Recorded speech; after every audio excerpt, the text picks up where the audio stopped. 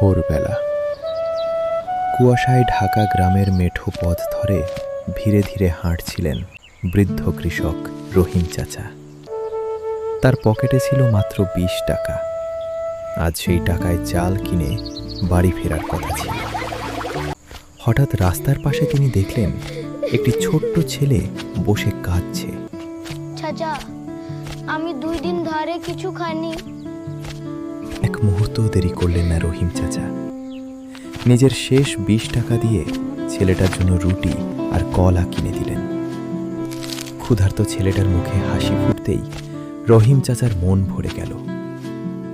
খালি হাতে বাড়ি ফিরতেই তার স্ত্রী অবাক হয়ে বললেন, চাল কোথায়?